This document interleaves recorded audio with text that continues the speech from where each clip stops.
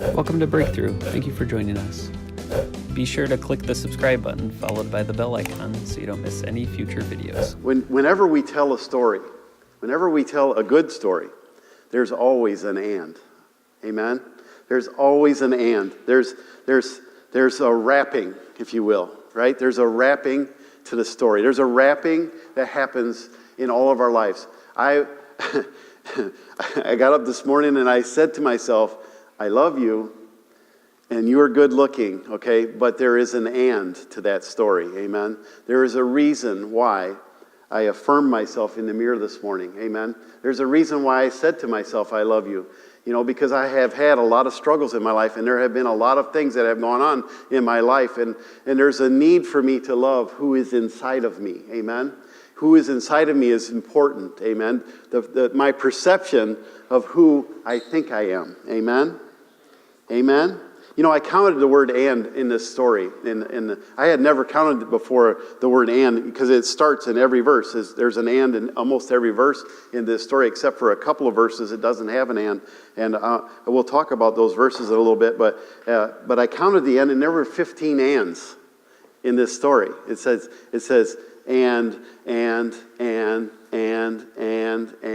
And it's like there's a story, and it kind of leads us on. You know, an and is a run-on because it's a continuation of something else. And you know, I was born, and you were born, and I did this, and that happened, and this other thing happened, and this happened, and that happened, and every good story has an and.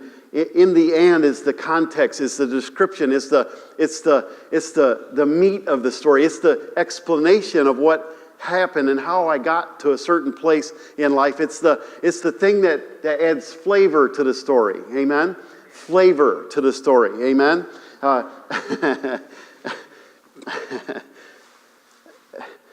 And is the wrapping of the gift. The wrapping of the gift. It's the wrapping that people see. It's the thing that people see when they look at us. It's the thing that houses the gift inside of us. Amen? You can look at me and you can form your opinion this morning. But I'm going to tell you, people look at you and form their opinion. But they have no idea the gift that you are. Amen? Unless they stop and speak to you. Unless they understand that who you are just a little bit. If they take the time. Amen? To slow down, amen, to know exactly that you are a gift. You are a great gift, amen. Each of us is a great gift this morning. And I want to tell you, that little statement right there is a breakthrough for somebody this morning, amen. It's a breakthrough for somebody this morning.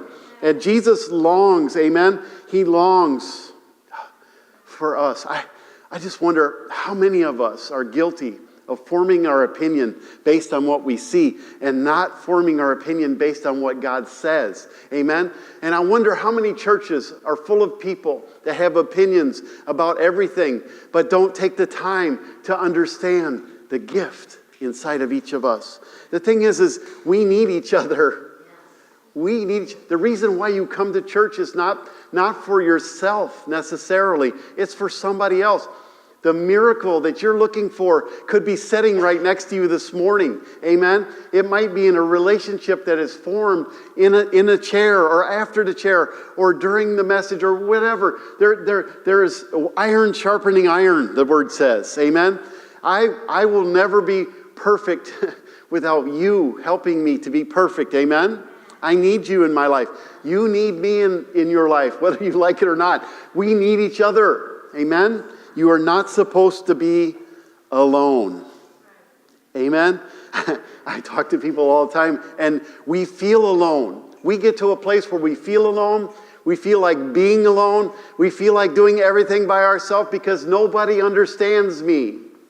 And I'm going to tell you that's a lie from the pit of hell. You can never go through life being alone. You're not designed that way. Amen? And God made a way this morning for you and I both to never, ever be alone, even if we are alone. Amen? He made a way for Jesus to come and dwell in your heart, in your life, in the middle of your circumstance, in everything. He'll be with you. We are not alone. Amen? Woo! Inside is the answer this morning. Inside is the answer. What is inside is what's important. Is Jesus inside of you this morning? I have to ask the question because we need to make that answer known, not only to ourselves. I mean, we don't need to be just doing it in private. Like, I'm saved, and then nothing happens and nothing changes in your life. Then maybe I wonder, is the gift really inside of you? Because if he's inside of you, he must come out. Amen? Because he must bear fruit in our life. Amen? We talk about that a lot because what comes out of us should be the gift that all the world comes and eats from, right? They come and pick love, joy, peace. Those things should automatically come from your life if he is in you. Amen? Is Jesus in you? See, the thing is what's inside of you, only you know and God, unless you open it up your mouth and let it out. Okay? So we go around hiding things like, I don't even like you. I'm not going to look at anybody. I don't even like you. I don't feel good. I feel this. I feel this. I feel that. And I begin to have this internal conversation that God knows about. Okay? It's time to let out what is inside of us. Okay? Not that, though. Let Jesus out. Amen? Let him out. What that is, I'm going to tell you what that internal conversation is, needs God. It needs Jesus. It needs the love of God to touch you. You need him to touch you this morning. Amen? So that will change. Amen? Did I say it all without saying it? because we're all guilty of that yuckiness that we have and we carry with us, and we walk into every place, and that yuckiness is really coming out. And I'm going to tell you, we need to change the yuckiness. Amen? Make it something beautiful in there. Amen? Jesus wants to take you to a place of wholeness this morning. We see the wrapping, but I'm living with the gift. Amen? We see the wrapping, but I'm living with the gift. I want Jesus. Amen? I want him more and more. We walk into every relationship, and that's scary. It's interesting that they wrapped Jesus in swaddling clothes. They wrapped him in something that was uncomely. You know what I mean? He didn't have a onesie, a blue onesie, and he didn't have a bonnet. He didn't have all of those things. He had a poor wrapping. Amen? But it was so precious inside. And that gives me hope this morning to know that even if Jesus is in me, when he's in me, because he is in me, you don't have to look at the wrapping because the best gift is inside. Amen? The best thing is inside. Amen? Jesus equals my value, right, of who he is. Right? Do I value him in my life? Do I value him? See, because we make time for what we value. We do. We make time for what we value. We make time to whatever it is we do. What we like to do, we make time for. Amen? You like to work, you're going to make time to work. You like to play, you're going to make time to play. You like to shop. Joanne always makes time to shop. She finds every sale. She has saved me lots and lots of money on sales this past week.